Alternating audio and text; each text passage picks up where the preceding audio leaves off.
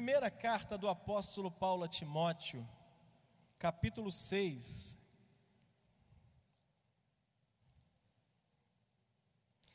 Quantos aqui dizem para os seus filhos todo dia assim, cuidado? Quantos, além de mim? Quantos aqui falam para o maridão todo dia, quando sai de casa de carro, filho, cuidado? Faz isso? Todo dia a sua mulher, você ouve o seu marido assim, minha filha, vai com cuidado. Você fala isso, você faz isso? Sabe o que eu quero falar para vocês hoje? Olha para mim, cuidado. O tema dessa mensagem, dessa reflexão não é cuidado, não. Mas é uma exortação.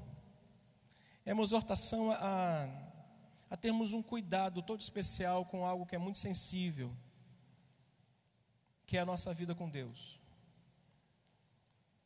Poucas são as coisas, irmãos, que a gente pode falar que não é nociva à vida cristã. Poucas são as coisas que a gente pode afirmar, isso não é nocivo à vida cristã. Olha para mim, uma amizade errada é nociva à vida cristã. Um rostinho bonito, talvez é algo nocivo ou nociva à vida cristã. Poucas são as coisas que a gente não deve tomar cuidado concernente à vida cristã.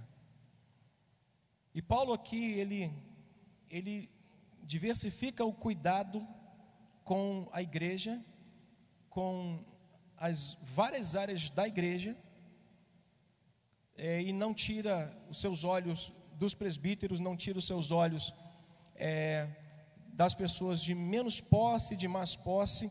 Ele abrange esse cuidado. Por isso, mais uma vez, cuidado com a sua vida espiritual. Poucas são as coisas que a gente pode considerar não nociva à nossa vida. Uma novelinha, qualquer coisa que possa tirar os teus olhos do que é santo, puro, verdadeiro, amável, como Paulo diz isso em Filipenses. Qualquer coisa que possa tirar daquilo que é verdadeiro do teu coração, se torna nocivo à tua vida espiritual. Então, é como você faz com o seu filho, como eu faço com a minha filha. Eu acordo cedo todos os dias e fico lá na minha sacada lá, dizendo, Senhor, guarda minha filha. Enquanto ela não sai no portão e entra no carro com o amiguinho e com o pai dele para ir ao colégio, eu não sossego, Senhor, guarda. E eu disse para ela, se eu te dou um celular para tu ligar para mim, pai, cheguei. Esse é o cuidado que um pai tem com seus filhos. Então Deus tem esse cuidado conosco e quer que a gente tenha esse cuidado, e Paulo transmite essa palavra. Portanto, hoje ainda eu quero orar pelos homens, pela vida espiritual dos homens, pela vida espiritual dos jovens, dos adolescentes, pela vida espiritual das mulheres.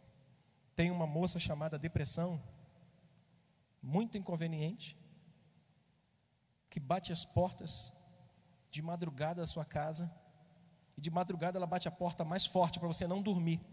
Ela fala alto de madrugada para você não dormir. Aí você tem que tomar o Senhor remédio para conseguir ter o amigo sono do teu lado, né? Então nessa noite nós vamos expulsar esse demônio chamado depressão e convidar esse querido amigo sono para participar conosco dessa noite de paz.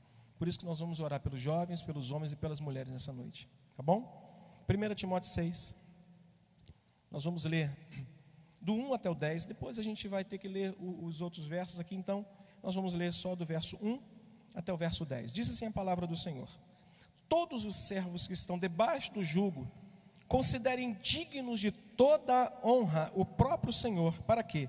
Para que o nome de Deus e a doutrina não sejam blasfemados. Também os que têm Senhor fiel. Rapidamente, olha para mim. Paulo está falando de dois senhores aqui: o Senhor crente e o Senhor descrente.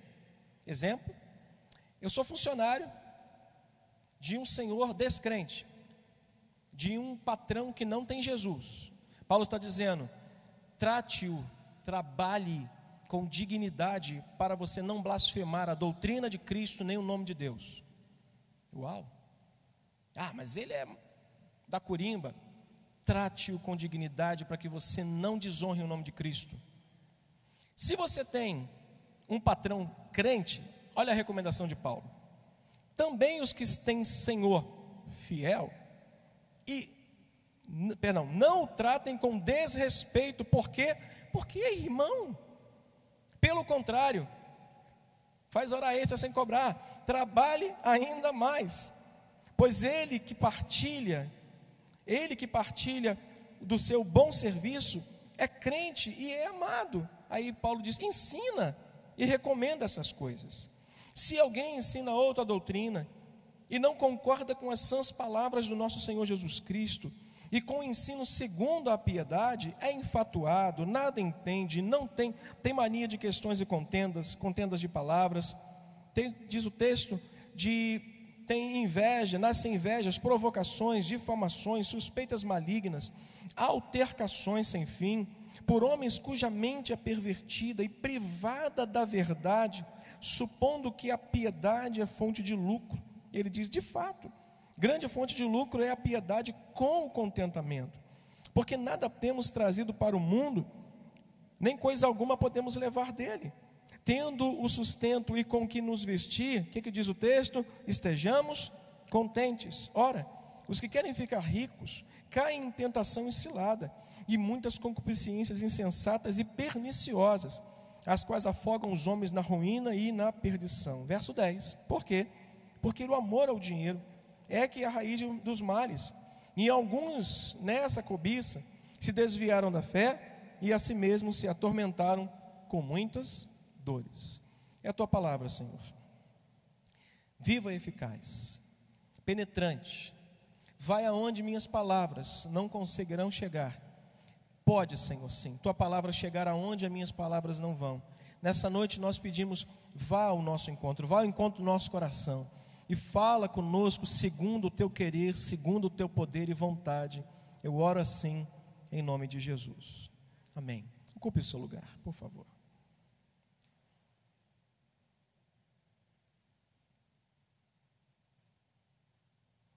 Eu vou apressar esses 2 primeiros itens aqui, mas se você gosta de anotar, deixa eu dar só um testemunho para vocês aqui rapidinho, uma pausa aqui.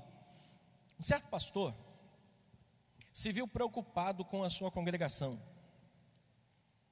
porque ele viu uma congregação muito vibrante na hora do louvor, muito vibrante na hora da oração. Mas quando chegava no momento da ministração da palavra, ele viu uma igreja muito atenta à leitura bíblica inicial, mas dispersa e desatenta quanto à leitura sequencial. O que eu estou dizendo com isso? Siga a sequência da leitura. Não pegue tão somente o que nós estamos lendo, perceba o que nós estamos falando através da leitura. E ele teve uma ideia que eu achei, na minha opinião, perigosa. Poderia ter um tom de desrespeito com a igreja. Ele começou a pregar heresia. Ele começou a pregar coisas que a Bíblia estava contradizendo a Bíblia. Mas ele procurou os diáconos, procurou os pastores, procurou o presbítero e disse: olha, eu vou começar a pregar heresia hoje aqui, tá bom? Não se assustem, porque eu sei o que estou fazendo. E todos estavam muito atentos. E ele toda hora dizia para os irmãos: amém? E os irmãos: amém. E ele, quase concluindo a mensagem, ele diz: irmãos, posso fazer uma pergunta a vocês?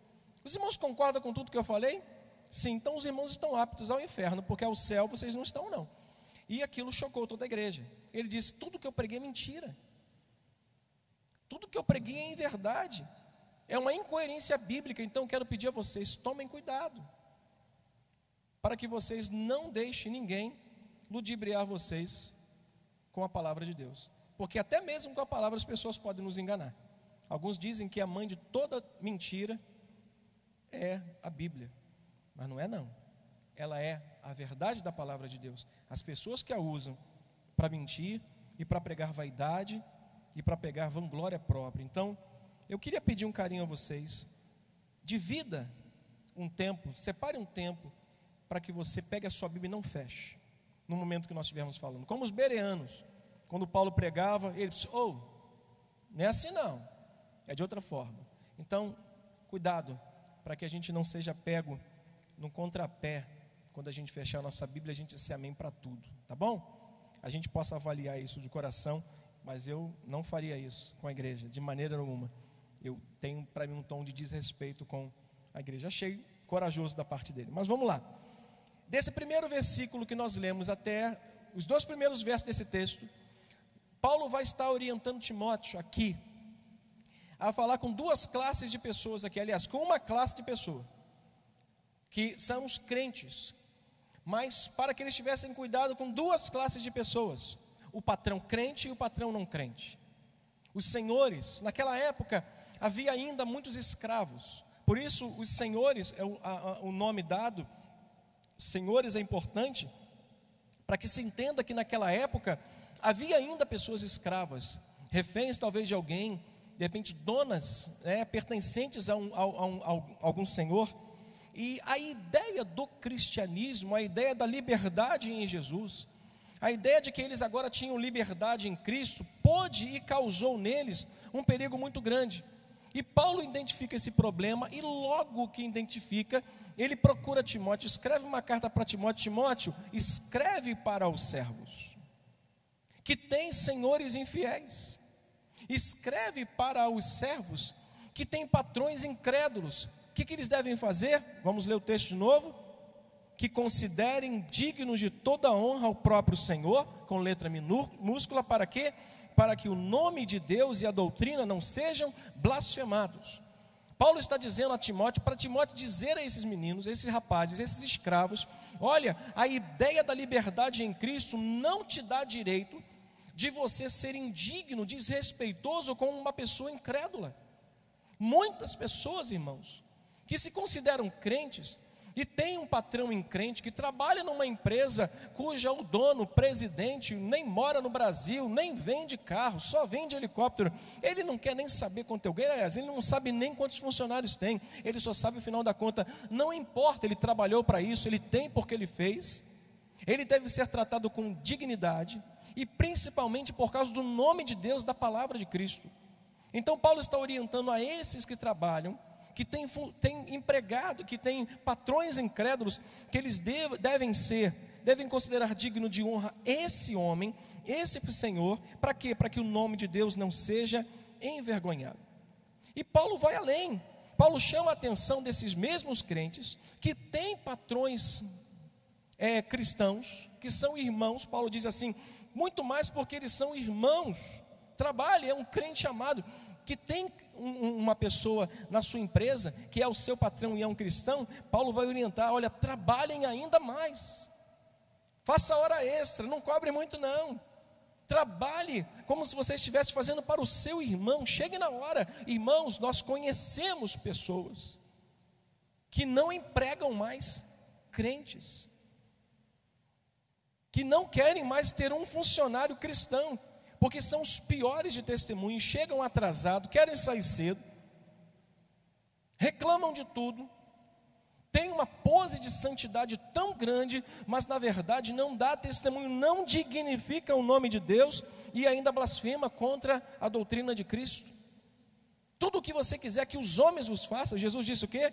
Faça você primeiro, faça você a eles. É uma regra para todo cristão. Então Paulo está chamando a atenção aqui a esse grupo de servos que estavam saindo da escravidão humana para serem escravos livres de Cristo, dizendo para eles assim: tomem cuidado, para que vocês não pensem que liberdade em Cristo é libertinagem e vocês podem tratar os patrões de vocês, crente ou não crente, de forma indigna, não exaltando o nome de Deus, mas blasfemando contra Ele.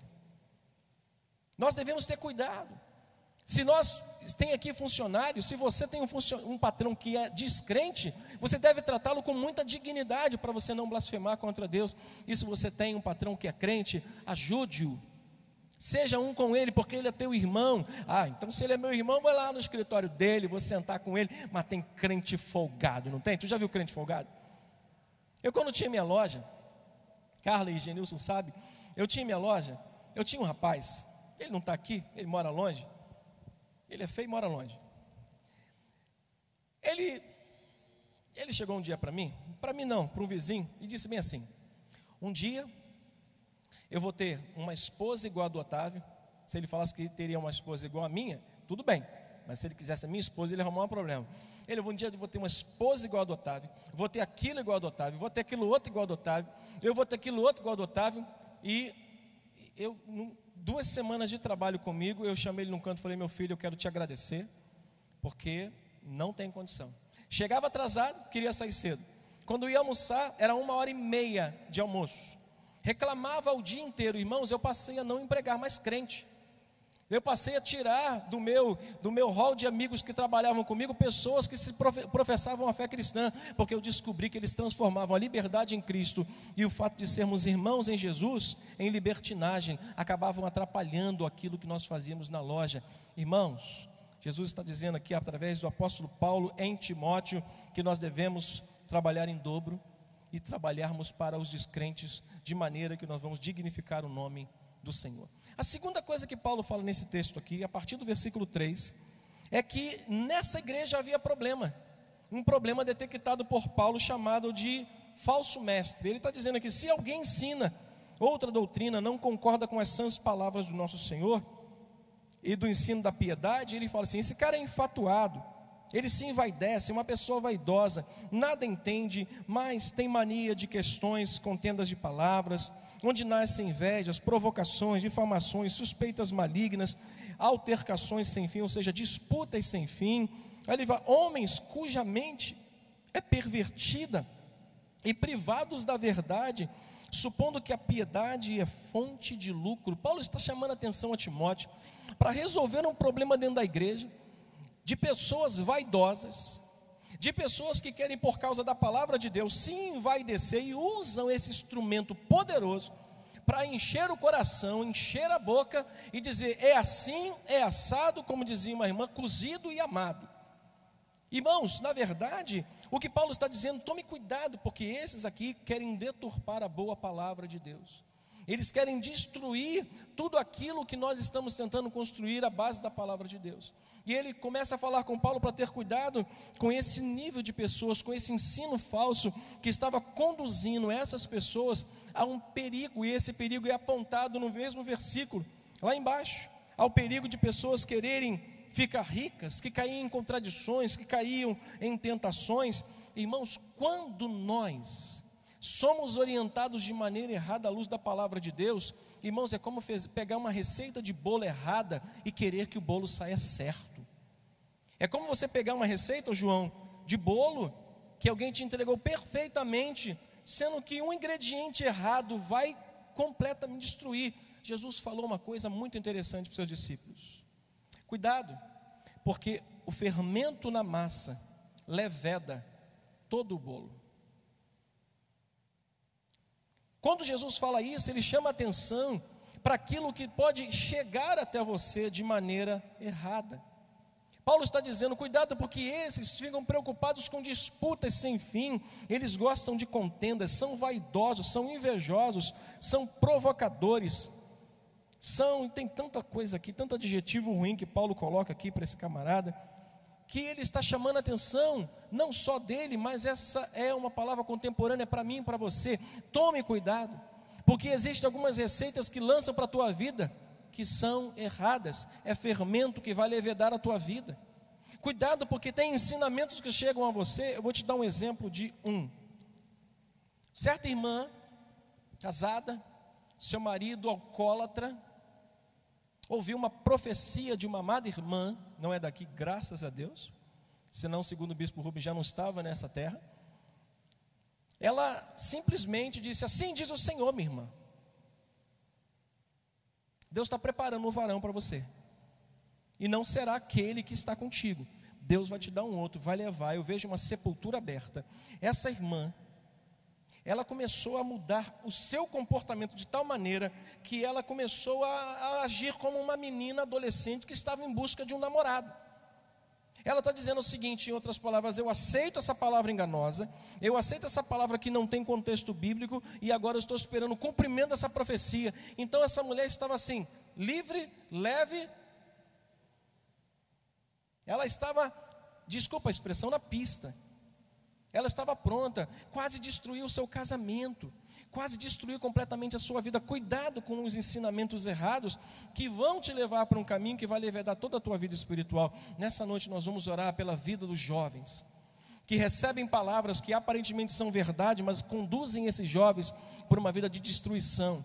Nós vamos orar, pastor Lindo, pelos homens, para que os homens não caiam no encantamento de querer ouvir palavras proféticas, dizendo, aqui diz isso, assim diz o... Irmãos, a única coisa que é verdade para nós, que é digna de toda aceitação, é a palavra de Deus.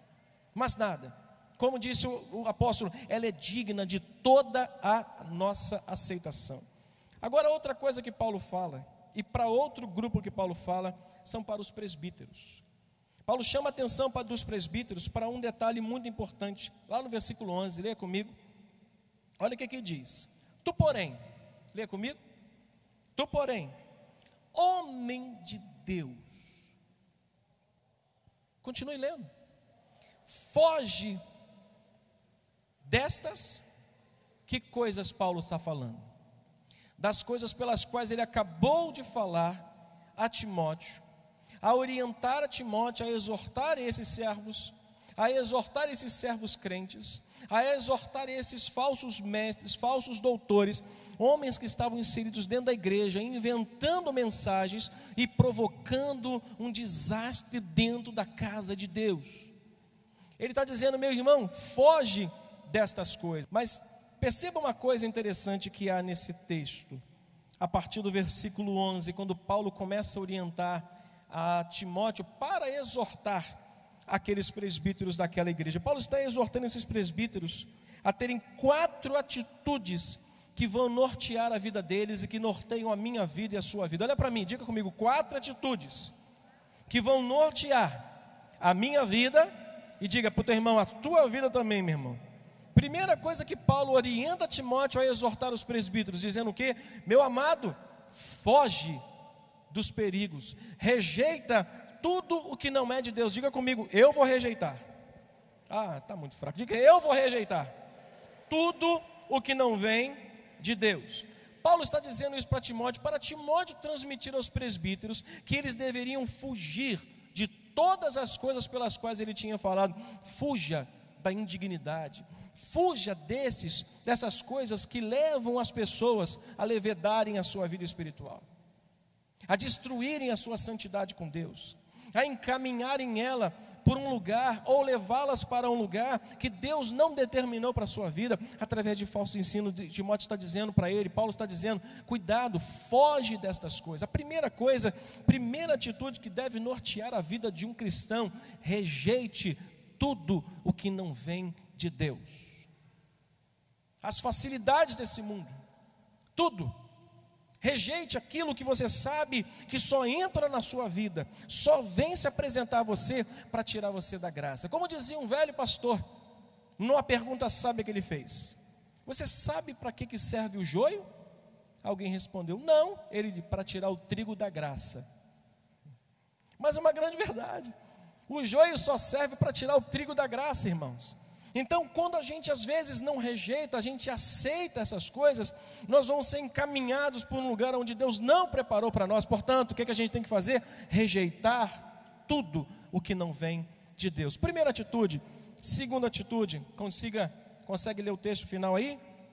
Antes, o que Paulo está dizendo? Segue a justiça, a piedade, leia comigo, a fé, o amor, a constância. Lembra, essa constância aqui não é a moça não, tá? Não é a senhora não. Essa constância é a permanência, a persistência. É o estar em Jesus, pertencer a Jesus, não somente passar um tempo com Ele. Ele segue a justiça, a piedade, a fé, segue o amor, segue a constância, segue o mansidão. Irmãos, segunda atitude, seguir a fé genuinamente cristã. Paulo está recomendando várias vezes, olha o capítulo 4 de 1 Timóteo, como Paulo tem cuidado de orientar Timóteo quanto a coisas perniciosas para a vida cristã que aconteceria nos últimos dias. Capítulo 4, olha como ele tem o cuidado de orientar Timóteo. Verso 1 ao verso 5. Lê comigo. Ora, o Espírito expressamente afirma. Quem está expressando? O Espírito. Que nos últimos tempos, o que aconteceria? Alguns apostatarão da fé. Por fazer o quê? Por obedecerem a espíritos enganadores, a ensino de demônios, pela hipocrisia dos que falam mentiras, que tem a mente cauterizada, a própria consciência, que proíbem casamento, exigem abstinência de alimentos de Deus, que Deus criou, para serem recebidos com ações de graças. E diz o versículo 4, pois tudo que Deus criou é bom, e recebido em ações de graças, nada é recusável. Por quê? Porque pela palavra de Deus, que pela oração, que isso tudo é santificado. Paulo tem o cuidado de mostrar a Timóteo que as atitudes que nós devemos ter é rejeitar as coisas desse tempo presente, é seguir a fé genuinamente cristã. Esses dias eu ouvi alguém falar, eu estava com o ouvido atento, que um certo pastor pregando, ele dizia que leu na Bíblia que Jesus havia falado para os seus discípulos para jogar a rede do lado esquerdo. Aí talvez a pessoa tenha errado a questão direita e esquerda, porque tem gente que não sabe discernir direita e esquerda. Tem gente que olha para o marrom e pensa que é preto, tem gente que olha para o azul e pensa que é verde. Pessoas assim. Mas ele afirmou que Jesus havia falado para os discípulos jogarem para o lado esquerdo, a rede. E isso gerou uma contenda dentro da igreja. E um certo irmão levantou e falou assim: pastor, o senhor está errado. Ele repreendeu aquele rapaz que dizia que ele estava errado. Ele estava dizendo o seguinte: meu irmão, sabe por quê? Acredite que eu vou te falar, não é brincadeira não.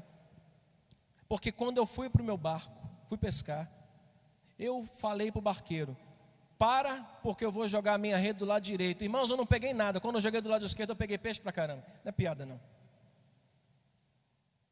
Quer mais? Tempo atrás eu ouvi falar que Jesus era músico. Mas por quê, pastor? Porque Jesus passou e tocou no esquife. Esquife é caixão, é uma urna onde tinha um defunto. E o cara falou que Jesus era músico, porque tocou o esquife. Aí, Jonatas, podia arrumar esse instrumento para a gente tocar, né? Quando na verdade ele só disse, ele tocou no esquife. A gente tem que ter muito cuidado.